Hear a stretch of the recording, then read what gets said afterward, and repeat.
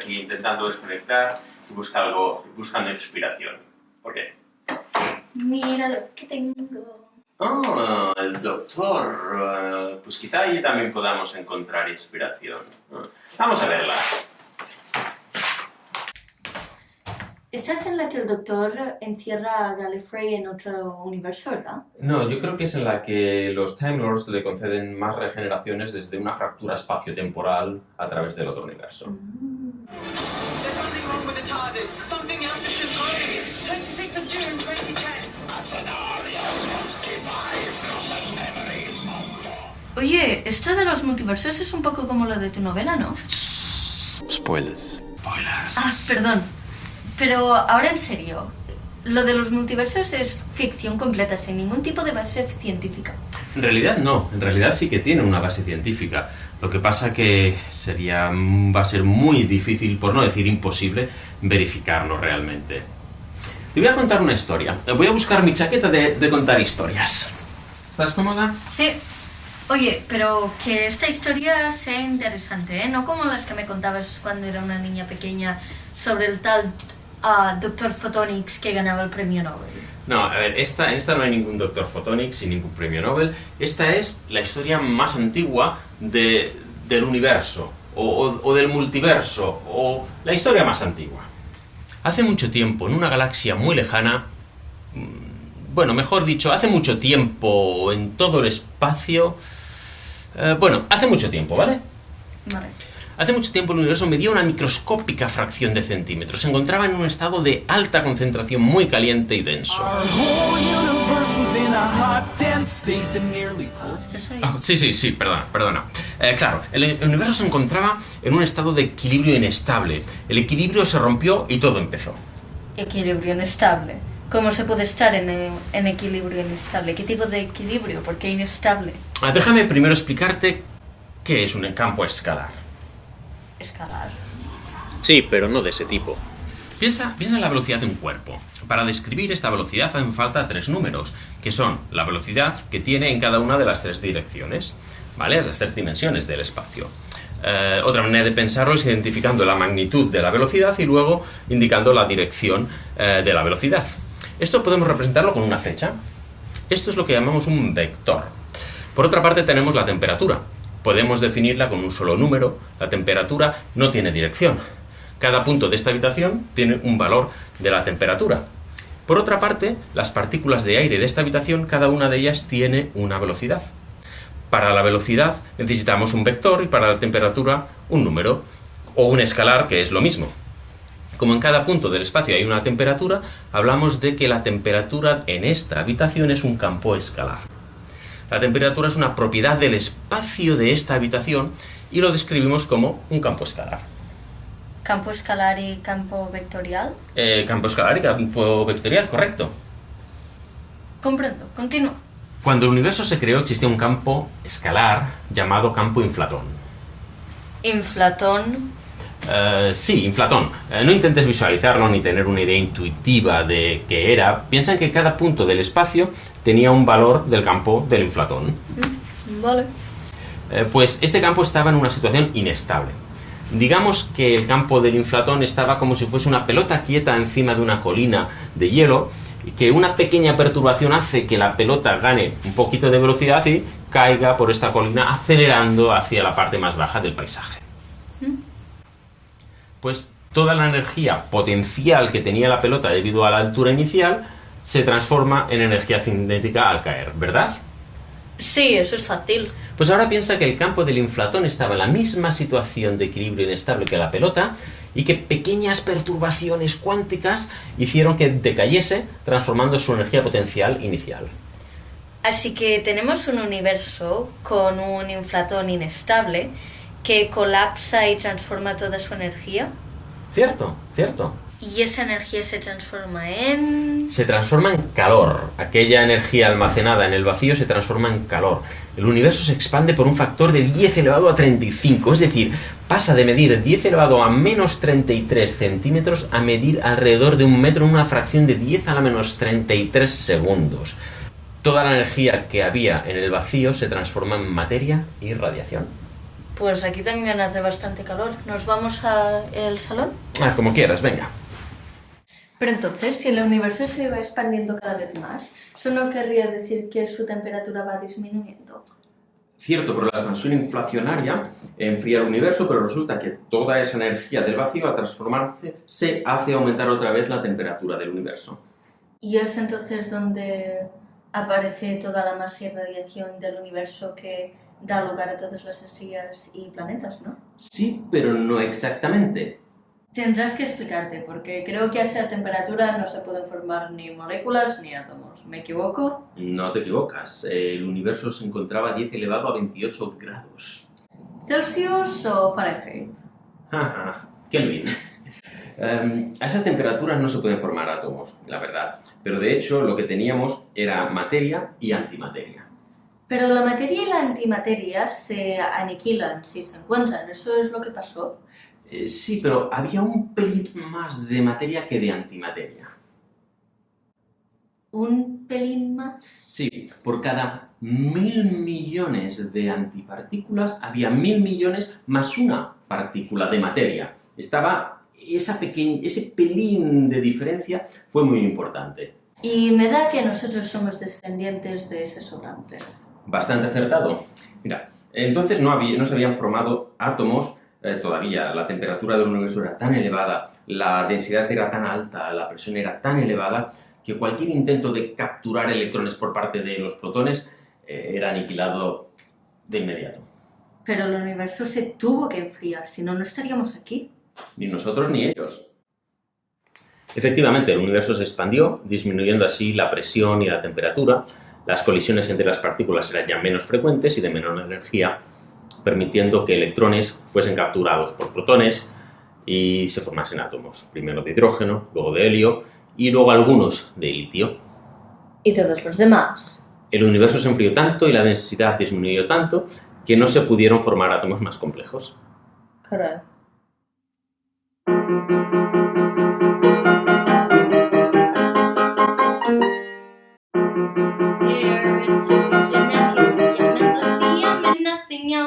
Pues volviendo a lo de Doctor Who, esto de los universos como burbujas aisladas, que cada burbuja es un universo, se podría explorar bastante en ciencia ficción.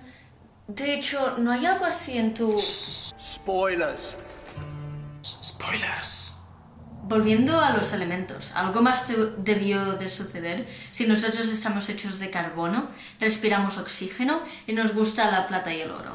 Lo que ocurre es que los átomos de hidrógeno y helio... Y litio. Sí, y litio, aunque este último era residual, pues esos átomos empezaron a sentir la atracción gravitatoria mutua, se empezaron a acercar, empezaron a formar pequeños grumos, y grumos medianos, grumos más grandes, y dieron lugar a las primeras estrellas.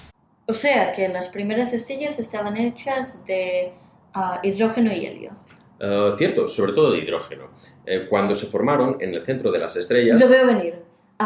Estaba la presión tan alta que empezaron a crear energía nuclear. Correcto, sí, y es en ese proceso el hidrógeno del núcleo de las estrellas se transformaba en helio.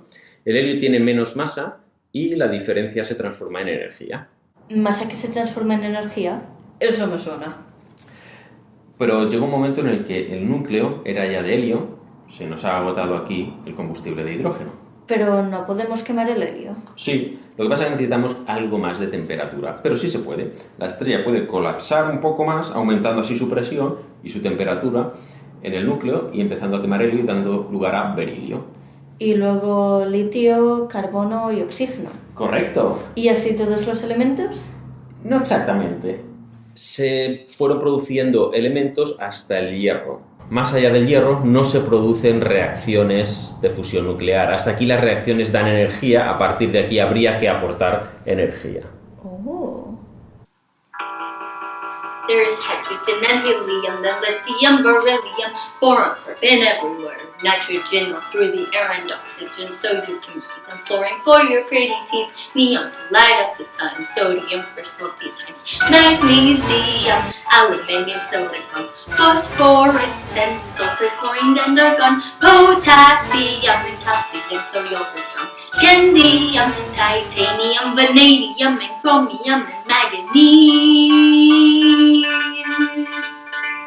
This is the periodic table, noble gases stable, halogens and alkali react aggressively. Each period will see new outer shells with evil atoms are rapid moving to the right.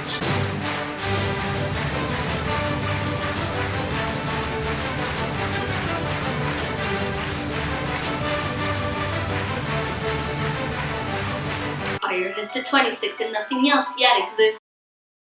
¿Y es posible que en alguno de esos universos burbuja no se den las condiciones para poder crear estrellas y planetas y entonces todo lo que haya sea helio, hidrógeno y litio? Podría ser.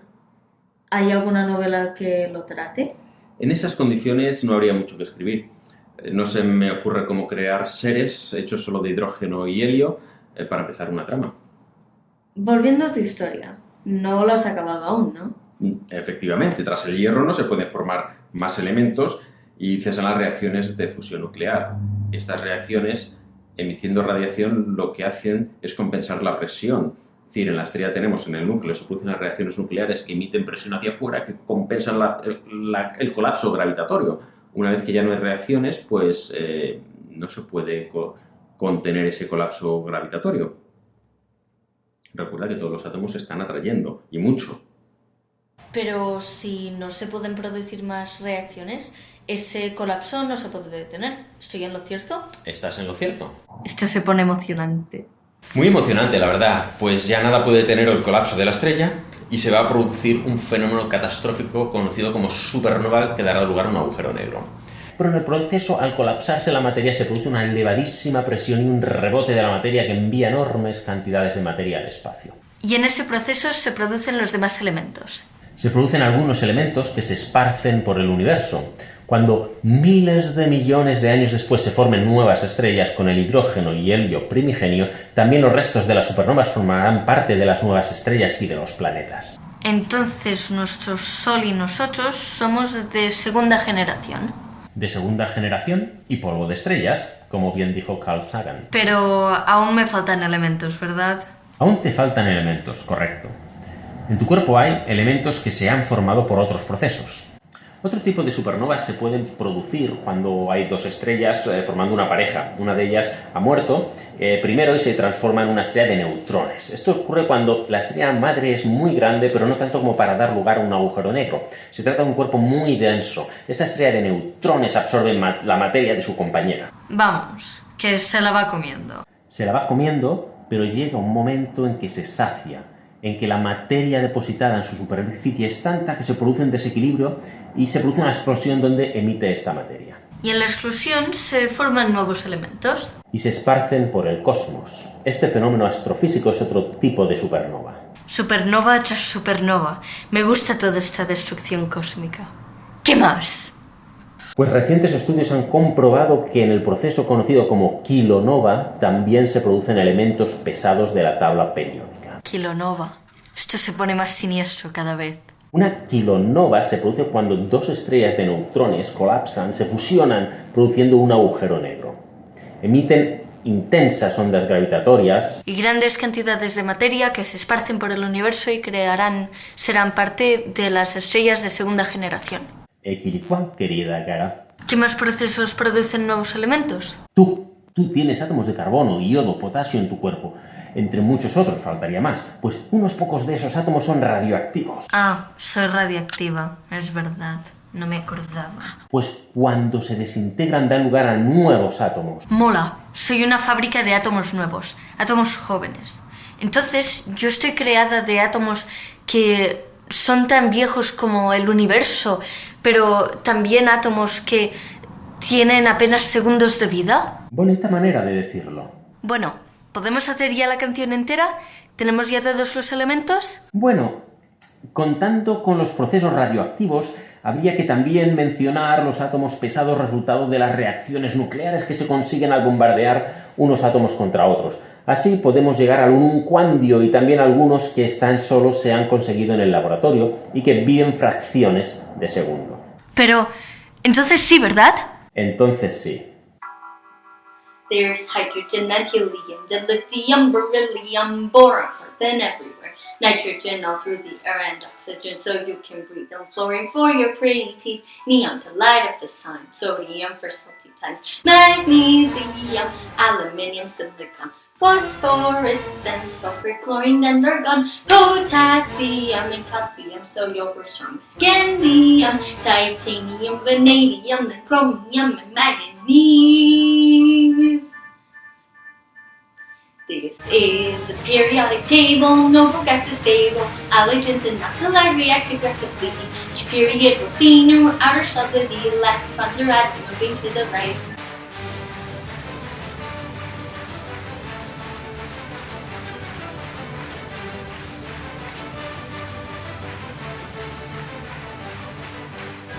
Iron is a 26, then cobalt, nickel, pointy gag, to iron, zinc, and thallium. Oxygen is silver, then rhodium, hydrogen, hexide, iridium, chromium, Pues lo que dijo Carl Sagan me parece muy bonito. Somos polvo de estrellas, pero además somos restos del Big Bang.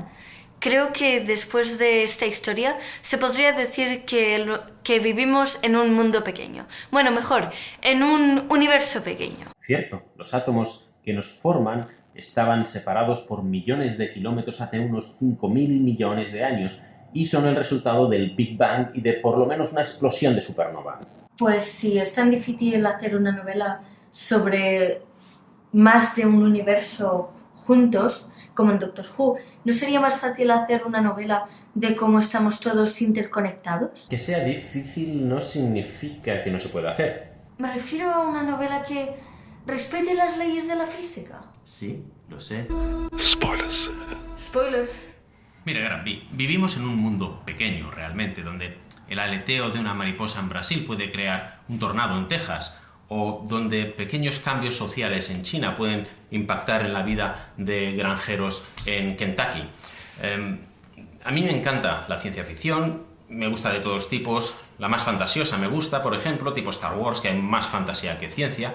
Me encanta la ciencia ficción que denominan dura, un nombre poco apropiado desde mi punto de vista, pero bueno, eso es otra historia. La ciencia ficción dura que intenta ser fiel a las leyes de la naturaleza, intenta ser rigurosa con lo que conocemos de la ciencia, y creo que ese tipo de ciencia ficción es muy importante hoy en día, porque la ciencia está muy cuestionada y tenemos que mostrar a la sociedad y hacerla entender que la ciencia es muy importante, que la labor de los científicos es muy relevante en su vida diaria.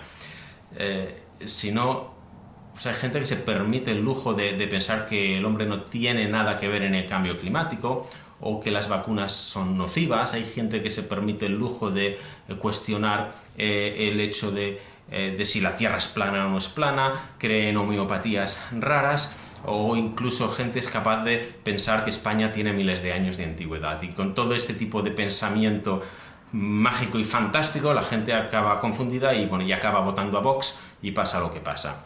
Y vivimos en unos tiempos muy convulsos donde el hecho de que los científicos transmitamos la ciencia y la importancia y el rigor de la ciencia es muy importante. Somos el resultado de la evolución de millones de años. ¿Qué digo millones?